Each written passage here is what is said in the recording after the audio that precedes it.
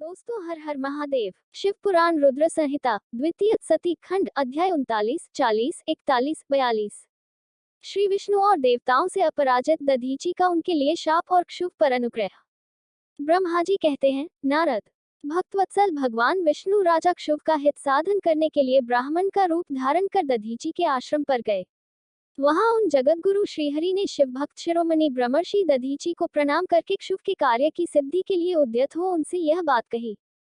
श्री विष्णु बोले, भगवान शिव की आराधना में तत्पर रहने वाले अविनाशी ब्रह्मर्षि दधीची, मैं तुमसे एक वर मांगता हूँ, उसे तुम मुझे दे दो। क्षुभ के कार्य की सिद्धि चाहने वाले देवाधिदेव श्रीहरि के इस प्रकार याचना करने पर शिव शिरोमणि दधीची ने शीघ्र ही भगवान विष्णु से इस प्रकार कहा। दधीची बोले, ब्राह्मण, आप क्या चाहते हैं, यह मुझे ज्ञात हो गया। आप शुभ का काम बनाने के लिए साक्षात भगवान श्रीहरि ही ब्राह्मण का रूप धारण करके यहाँ आए हैं। इसमें संदेह नहीं कि आप पूरे मायावी हैं, किंतु देवेश जनार्दन, मुझे भगवान रुद्र की कृपा से भूत, भविष्य और वर्तमान तीनों कालों का ज्ञान सदा ही बना रहता है। सुव्रत, मैं आपको जानता हूँ, आप पापहारी श्रीहरि एवं विष्णु हैं। यह ब्राह्मण का वेश छोड़िए। दुष्ट बुद्धि वाले राजा क्षुभ ने आपकी आराधना की है, इसीलिए आप पधारे हैं। भगवान हरे, आपकी भक्तवत्सलता को भी मैं जानता हूँ। यह छल छोड़िए, अपने रूप को ग्रहण कीजिए और भगवान शंकर के स्मरण में मन लगाइए। मैं भगवान शंकर की आराधना में लगा रहता हूँ। ऐसी दशा में भी यदि मुझसे किसी को भय हो तो आप उसे यत्नपूर्वक सत्य की शपथ के साथ कहिए। मेरा मन शिव के स्मरण में ही लगा रहता है, मैं कभी झूठ नहीं बोलता। इस संसार में किसी देवता या दैत्य से भी मुझे भय नहीं होता। श्री विष्णु बोले, उत्तम व्रत का पालन करने वाले दधीची, तुम्हारा भय सर्वथा नष्ट ही है, क्योंकि तुम शिव की आराधना में तत्पर रहते हो, इसलिए सर्वज्ञ हो। परंतु मेरे कहने से तुम एक बार अपने प्रतिद्वंद्वी राजा क्षुभ से जाकर कह दो कि राजेंद्र, मैं तुमसे डरता हूँ। भगवान विष्णु का यह वचन सुनकर भी शैव शिरोमणि महामुनि दधीची निर्भय ही रहे और हंसकर बोले। दधीची ने कहा, मैं देवाधिदेव पिनाकपाणी भगवान शंभु के प्रसाद से कहीं कभी किसी से और किंचन मात्र भी नहीं डरता, सदा ही निर्भय रहता हूँ। इस पर श्रीहरि ने मुनि को दबाने की चेष्टा की। देवताओं ने भी उनका साथ दिया, किंतु सबके सभी अस्त्र कुंठित हो गए। तदनंतर भगवान श्री विष्णु ने अगणित गणों की सृष्टि की, परंतु महर्षि ने उनको भी भस्म कर दिया। तब भगवान ने अपनी अनंत विष्णु मूर्ति प्रकट की। यह सब देखकर च्यवन कुमार ने वहां जगदीश्वर भगवान विष्णु से कहा। दधीची बोले, महाबाहो, माया को त्याग दीजिए। विचार करने से यह प्रतिभास मात्र प्रतीत होती है। माधव, मैंने सहस्त्रों दुर्विज्ञेय वस्तुओं को जान लिया है। आप मुझमें अपने सहित संपूर्ण जगत को देखिए। निराश्य होकर मुझमें ब्रह्मा एवं रुद्र का भी दर्शन कीजिए। मैं आपको दिव्य दृष्टि देता हूँ। ऐसा कहकर भगवान शिव के तेज से पूर्ण शरीर वाले च्यवन कुमार दधीची मुनि ने अपनी देह में समस्त ब्रह्मांड का दर्शन कराया। तब भगवान विष्णु ने उन पर पुनः कोप करना चाहा। इतने में ही मेरे साथ राजा क्षुभ वहां आ पहुंचे। मैंने निश्चेष्ट खड़े हुए भगवान पद्मनाभ को तथा देवताओं को क्रोध करने से रोका। मेरी बात सुनकर इन लोगों ने ब्राह्मण दधीची को परास्त नहीं किया। श्रीहरि उनके पास गए और उन्होंने मुनि को प्रणाम किया। तदनंतर क्षुभ अत्यंत दीन हो उन मुनीश्वर दधीची के निकट गए और उन्हें प्रणाम करके प्रार्थना करने लगे। क्षुभ बोले, मुनिश्रेष्ठ, शिव भक्त शिरोमणि, मुझ पर प्रसन्न होइए। परमेश्वर, आप दुर्जनों की दृष्टि से दूर रहने वाले हैं, मुझ पर कृपा कीजिए। ब्रह्मा जी कहते हैं, नारद, राजा क्षुभ की यह बात सुनकर तपस्या की निधि ब्राह्मण दधीची ने उन पर अनुग्रह किया। तत्पश्चात श्री विष्णु आदि को देखकर वे मुनि क्रोध से व्याकुल हो गए और मन ही मन शिव का स्मरण करके विष्णु तथा देवताओं को शाप देने लगे। दधीची ने कहा, देवराज इंद्र सहित देवताओं और मुनीश्वरों, तुम लोग रुद्र की क्रोधाग्नि से श्री विष्णु तथा अपने गणों सहित पराजित और ध्वस्त हो जाओ। देवताओं को इस तरह शाप देख शुभ की ओर देखकर देवताओं और राजाओं के पूजनीय द्विजश्रेष्ठ दधीची ने कहा, राजेंद्र, ब्राह्मण ही बली और प्रभावशाली होते हैं। ऐसा स्पष्ट रूप से कहकर ब्राह्मण दधीची अपने आश्रम में प्रविष्ट हो गए। फिर दधीची को नमस्कार मात्र करके क्षुभ अपने घर चले गए। विष्णु देवताओं के साथ जैसे आए थे, उसी तरह अपने वैकुंठ लोक को लौट गए। इस प्रकार वह स्थान स्थानेश्वर नामक तीर्थ के रूप में प्रसिद्ध हो गया। स्थानेश्वर की यात्रा करके मनुष्य शिव का सायुज्य प्राप्त कर लेता है। तात, मैंने तुम्हें संक्षेप से क्षुभ और दधीची के विवाद की कथा सुनाए और भगवान शंकर को छोड़कर केवल ब्रह्मा और विष्णु को ही जो शाप प्राप्त हुआ, उसका भी वर्णन किया।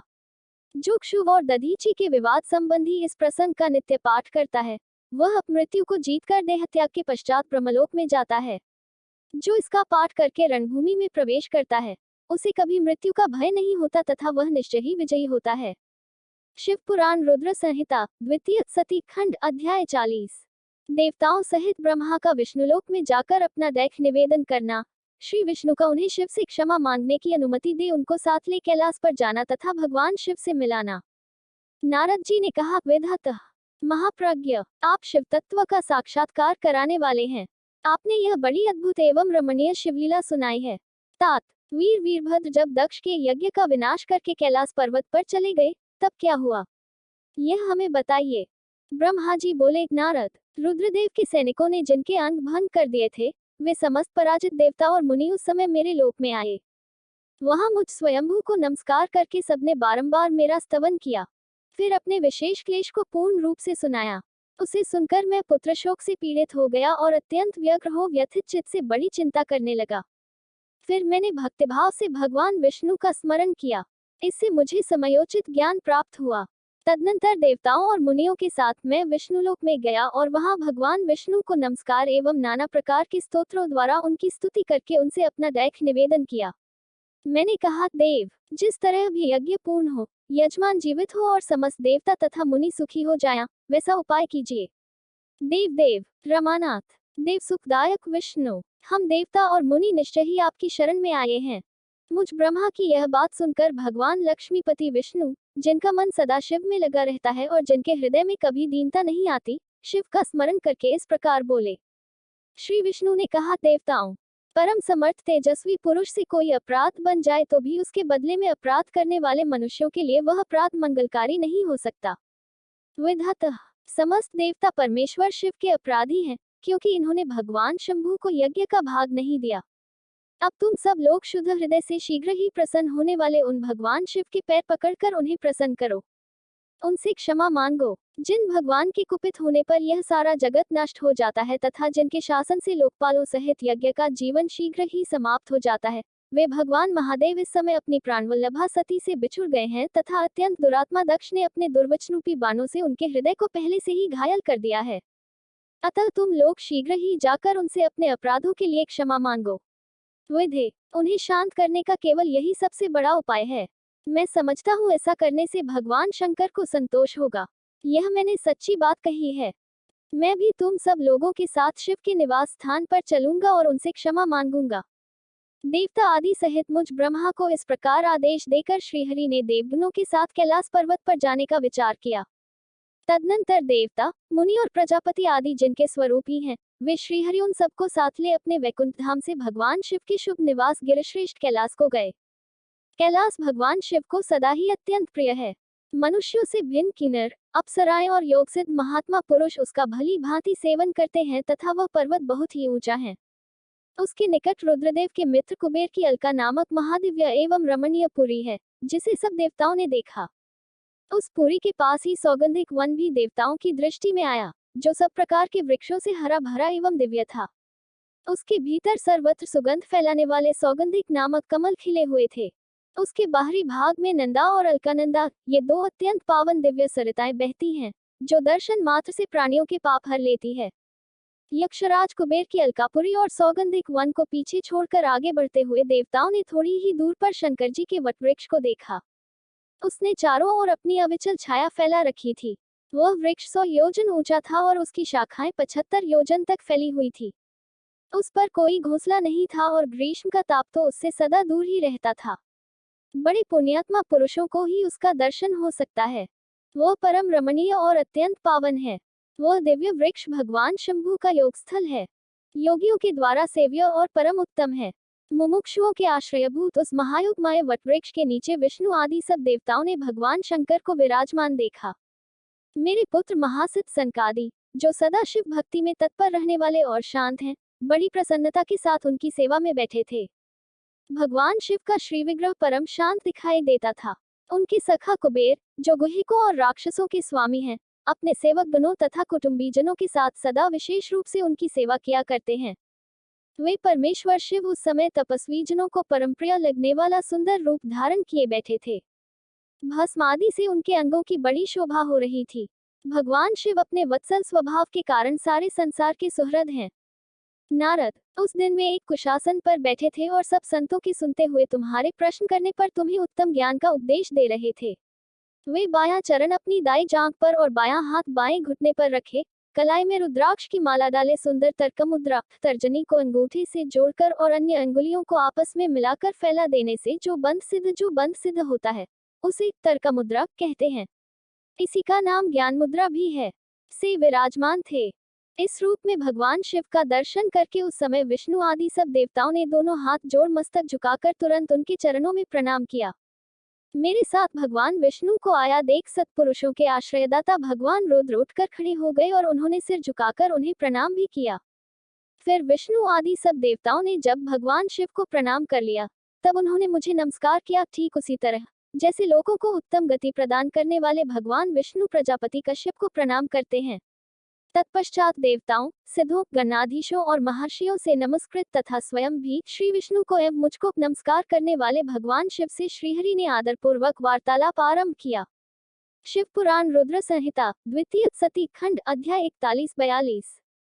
देवताओं द्वारा भगवान शिव की स्तुति। भगवान शिव का देवता आदि के अंगों के ठीक होने और दक्ष के जीवित होने का वरदान देना, श्री हरि आदि के साथ यज्ञ मंडप में पधारकर शिव का दक्ष को जीवित करना तथा दक्ष और विष्णु आदि के द्वारा उनकी स्तुति।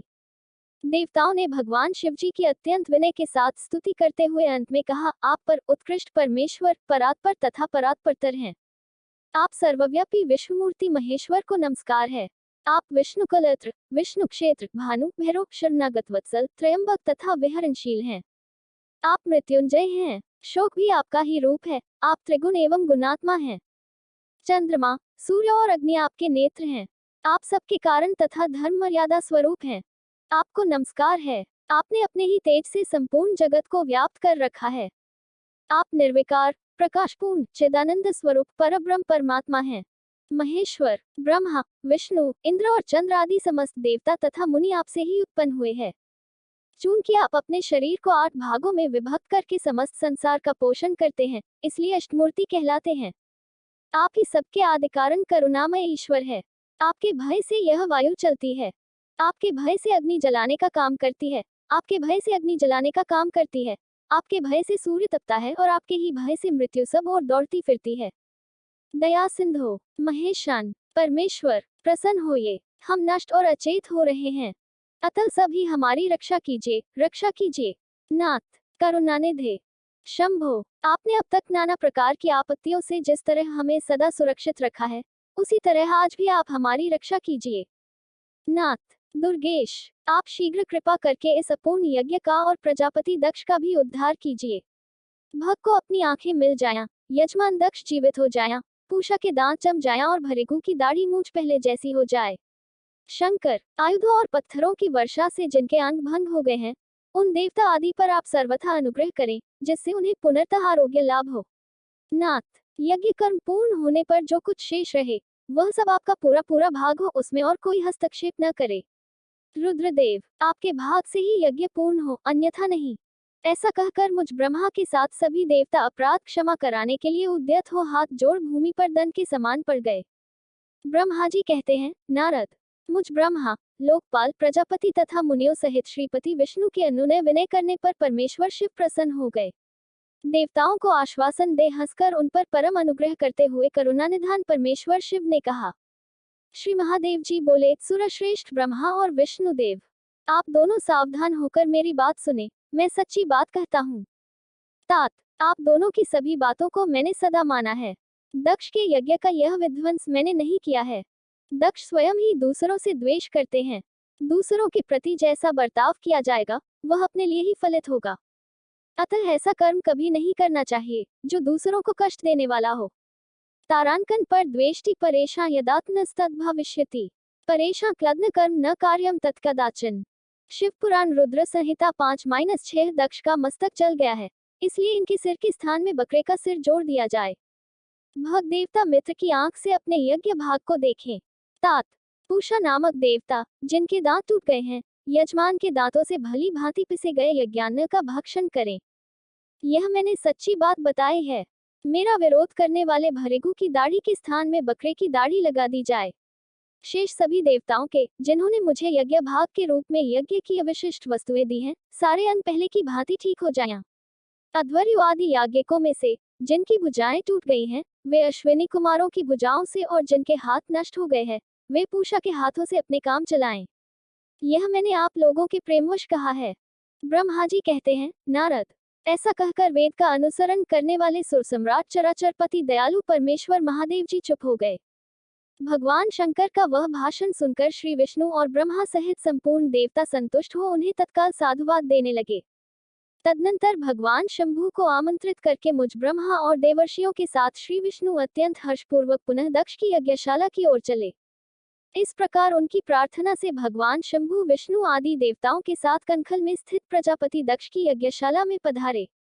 उस समय रुद्रदेव ने वहां यज्ञ का और विशेषतः देवताओं तथा ऋषियों का जो वीरभद्र के द्वारा विध्वंस किया गया था, उसे देखा। स्वाहा, स्वधा, पूषा, तुष्टि, धृति, सरस्वती, अन्य समस्त ऋषि, पितर, अग्नि तथा अन्यान्य बहुत से यक्ष, गंधर्व और राक्षस वहां पड़े थे। उनमें से कुछ लोगों के अंग तोड़ डाले गए थे, कुछ लोगों के बाल नोच लिए गए थे, और कितने ही उस सम्रांगण में अपने प्राणों से हाथ धो बैठे थे।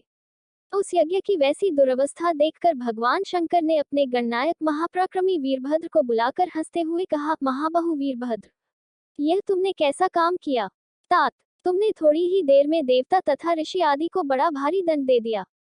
वत्स, जिसने ऐसा द्रोहपूर्ण कार्य किया, इस विलक्षण यज्ञ का आयोजन किया और जिसे ऐसा फल मिला, उस दक्ष को तुम शीघ्र यहाँ ले आओ। शंकर के ऐसा कहने पर वीरभद्र ने बड़ी उतावली के साथ दक्ष का धड़ लाकर उनके सामने डाल दिया।